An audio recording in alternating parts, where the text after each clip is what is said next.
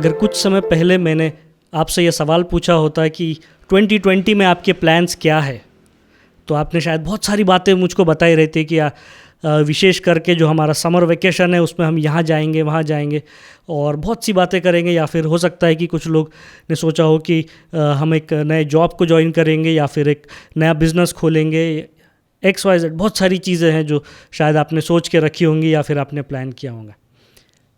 परंतु मार्च में जैसे ही हमको पता चला कि सारी बातें जो हमने सोच के रखी है उसका कोई भी फ़ायदा नहीं, क्योंकि एक अनसर्टन ऐसी परिस्थिति में हमारा जीवन जा रहा है।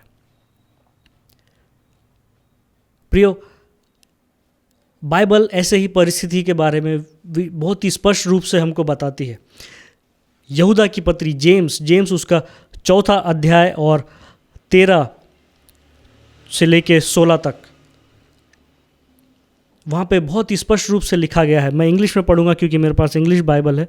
वहाँ लिखा गया है, look here you people who say today और tomorrow we are going to a certain town and will stay there a year, we will do business there and make a profit. Bible बोलती है कि इस प्रकार के लोग जो आप प्लान्स बना रहे हैं और सोच रहे हैं, आप क्या ये जानते हैं? आगे का वचन कहता है, how do you know what will happen tomorrow, for your life is like the morning fog. प्रियो, प्लान्स बनाना बड़ी अच्छी बात है ना, परंतु उससे भी ज़्यादा महत्वपूर्ण बात यह है कि जब हमारे प्लान्स उस प्रकार से नहीं होते हैं जिस प्रकार से हम सोच रहे हैं या एक्सपेक्ट कर रहे हैं, तो हमारा रिस्पॉन्स क्या होता है। जब आपके प्लान्स सफल नहीं हुए इस कोरोना के कारण से, तो क्या आप निराश हो गए? हमने न्यूज़ में देखा, हमने बहुत सी बातें देखा, बहुत से लोगों से सुना कि एक ऐसी परिस्थिति आ गई जहाँ पे लोग फाइनेंशियली अच्छे से नहीं कर पा रहे और दूसरे तकलीफ में आ गए, तो वो डिप्रेशन में चले गए। परंतु जेम्स यहाँ पे हमको एक बहुत ही अच्छी बात सिखा रहा है कि जब आपके प्लान्स फेल होते हैं तो आप क्या रिस्पॉन्ड करते हैं। और ये मैं इसलिए कह रहा हूँ क्योंकि यहूदा की जो ये पत्री है, ये विशेष रूप से यहूदियों को ध्यान में रखते हुए लिखी गई है। यहूदी जो कि ऑलरेडी पुराने नियम को जानते थे, उस पर विश्वास करते थे। और अगर आज के ज़माने में हम देखें तो ये जो पत्र है, ये हम जैसे लोगों के लिए लिखी गई है जो कि यीशु मसीह को जानते हैं, विश्वास करते हैं और बाइबल को जानते हैं।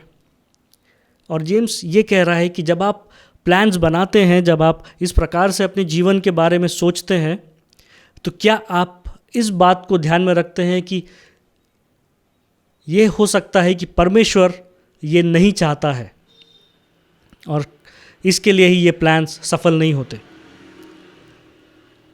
सो क्या हम परमेश्वर को लास्ट मोमेंट पे हमने जो सोचा है, जो हमारे प्लान्स है, उसको चेंज करने के लिए एक्सेप्ट करते हैं,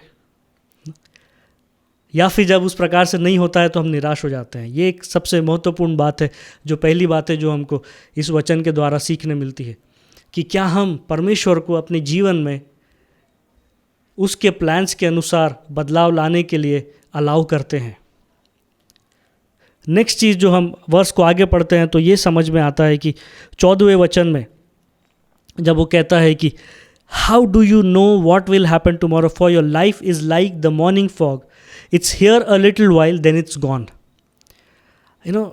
हमारा अस्तित्व क्या है, हमारा वजूद क्या है, हम क्या इस बात का गारंटी ले सकते हैं कि हम कल सुबेरे का समय देख पाएंगे? जब हम रात को सोएंगे तो क्या हम सुबेरे उठ पाएंगे? नहीं।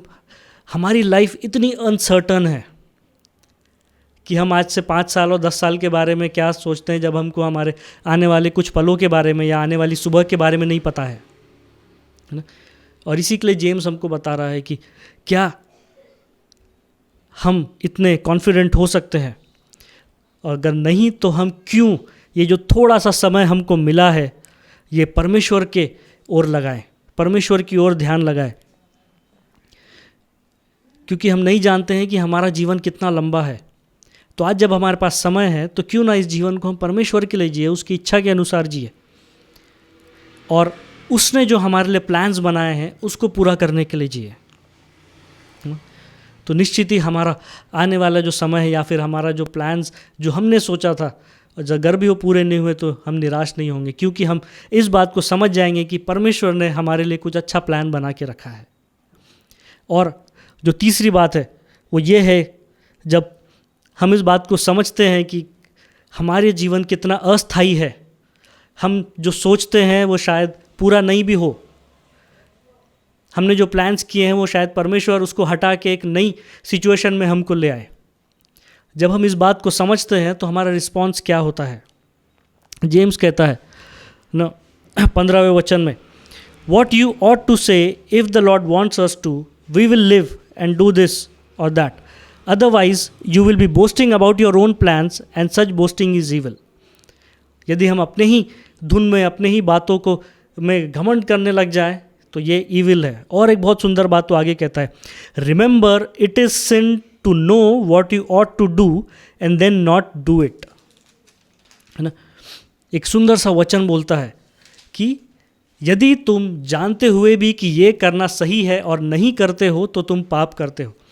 अभी तक के हम इसी प्रकार से सोचते थे कि कुछ गलत करना मतलब पाप है, परंतु जेम्स हमको यहाँ पे ये सिखा रहा है कि कुछ सही नहीं करना भी पाप है।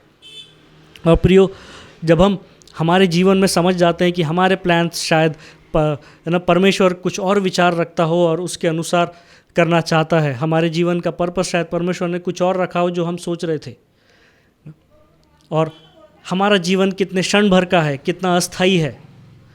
और जब इस बात को हम जान लेते हैं तो क्यों ना हम अपना जीवन उस मार्ग पे लेके जाते हैं जहाँ पे कि परमेश्वर कहता है कि जो सही है उसको आप करिए। हम में से कितने ही लोग ऐसे हैं जिन्होंने अपने जीवन को एक ऐसे मार्ग पे ले गए जो कि एक नाश का मार्ग है।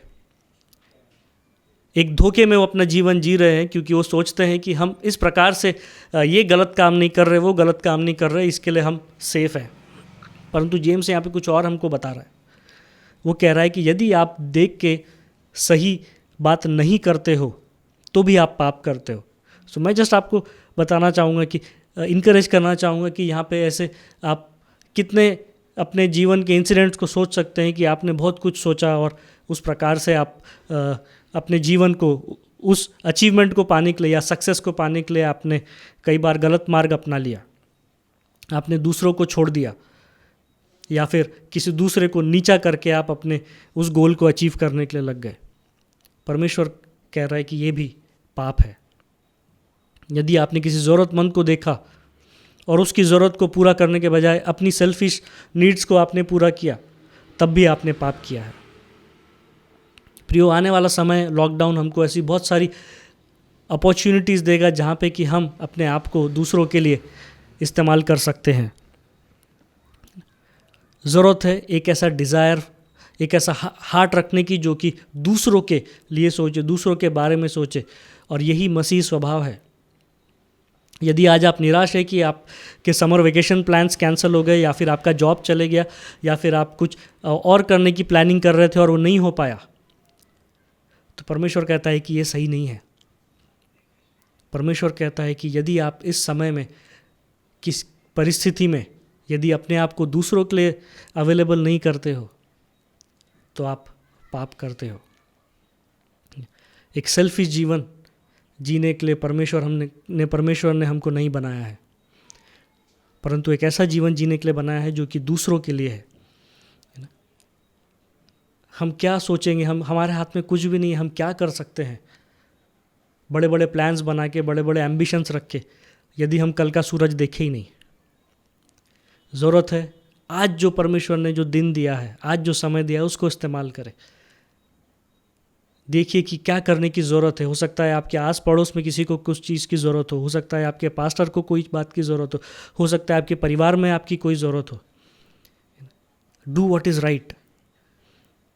ये मत सोचिए कि हम कुछ गलत नहीं कर रहे हैं, मैं तो शराब नहीं पीता हूँ, या फिर उस व्यक्ति के समान नहीं हूँ जो कि बहुत पाप में जीवन व्यतीत करता है, तो मैं बड़ा अच्छा हूँ। नहीं, परंतु यदि आप सही चीज़ की ज़रूरत देखने के बाद भी नहीं करते हैं तो भी आप पाप करते हैं। सो जेम्स बड़ी ही सुंदर रीति से हमको बताता है, जैसा कि मैंने बताया कि ये जो ये जो बुक है ये यहूदियों को ध्यान में रखते हुए लिखी गई है, जो कि ऑलरेडी परमेश्वर को जानते हैं अपने आप को। और जेम्स इसमें आगे इस प्रकार से भी बोलता है कि अपने आप को धोखा ना दो, डोंट डिसीव योर सेल्फ। और यहाँ पे भी वो कहता है कि do not deceive your self, है ना। सो मसीही जीवन ये बहुत सोचा समझा और सुलझा हुआ है, जिसके बारे में बाइबल हमको बताती है। पर यदि हमने अपने ही मापदंड लगा लिए, अपने ही पैरामीटर्स और अपने ही हिसाब से अपनी ज़िंदगी लेके चलने लग गए, तो शायद वो उसको हम मसीह जीवन नहीं कहलाएंगे, क्योंकि वो परमेश्वर की इच्छा के अनुसार नहीं हो रहा। सो आइए, जब हम और एक लॉकडाउन की ओर में अपने कदम बढ़ा रहे हैं, देखिए कि परमेश्वर आपसे क्या चाहता है। परमेश्वर ने आपके उन प्लान्स को कैंसिल करके क्या इच्छा आपके जीवन में रखी है। अपने घुटनों पे जाइए, प्रार्थना करिए, उससे पूछिए कि प्रभु तू क्या चाहता है मेरे जीवन से। निश्चित ही परमेश्वर आपको बातचीत करेगा और आपको आशीष देगा। आइए उसके चरणों के समीप जाए और अपने जीवन के पर्पस को समझने की कोशिश करें। प्रभु आप सभी को आशीष दे।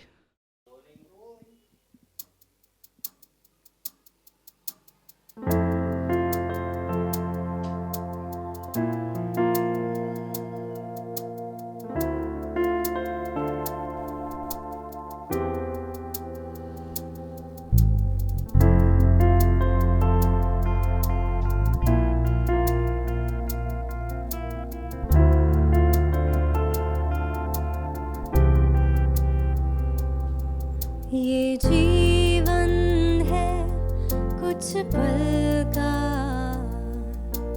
इसमें खो जाना नहीं।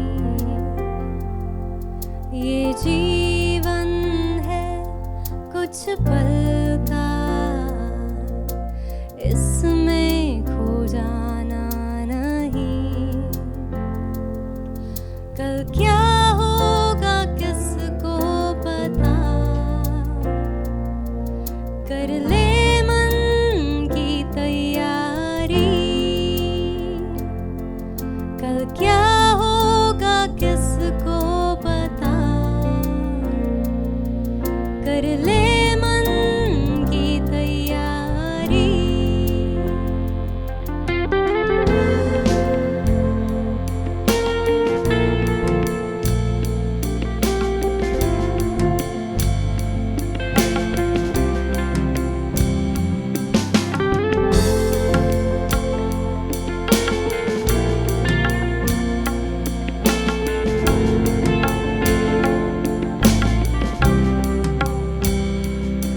तूने सपने जो बुने अपने जीवन के लिए, तूने सपने जो बुने अपने जीवन के लिए। प्रभु की इच्छा बिना व्यर्थ है जान ले। प्रभु की इच्छा बिना व्यर्थ है जान ले। ये जीवन है कुछ पल का, इसमें खो जाना नहीं।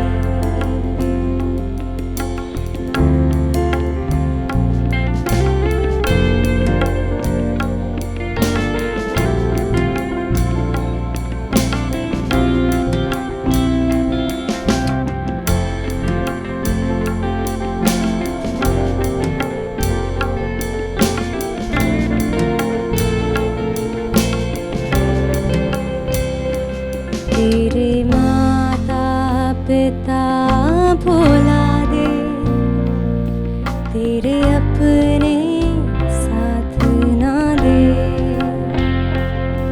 तेरे माता पिता भुला दे, तेरे अपने साथ ना दे। तेरा नाम हथेली पे लिखा